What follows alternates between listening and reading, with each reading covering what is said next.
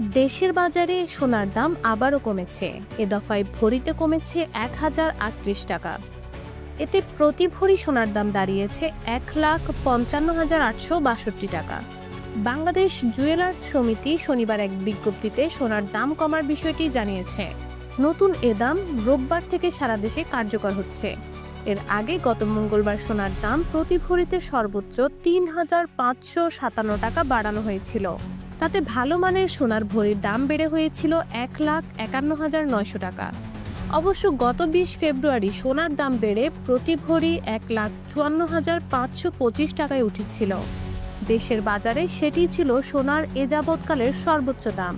নতুন দাম অনুযায়ী আগামীকাল থেকে দেশের বাজারে হলমার্ক করা প্রতি ভরি ২২ ক্যারেট মানের সোনা ১,৫০,৮৬২ টাকা, ২১ ক্যারেট গোল্ড ১,৪৪,০০৪ টাকা, ১৮ ক্যারেট ১,২৩,৪২৯ টাকায় বিক্রি হবে।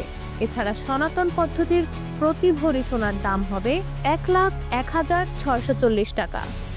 আজ পর্যন্ত প্রতি ভরি ২২ ক্যারেট মানের সোনা ১,৫১,৯০০ টাকা, ২১ ক্যারেট মানের সোনা ১,৪৪,৯২৫ টাকা, ১৮ ক্যারেট মানের সোনা ১,২৪,২৮০ টাকা এবং সনাতন পদ্ধতির প্রতি ভরি সোনা ১,০২,৩৭৫ টাকায় বিক্রি হয়েছে।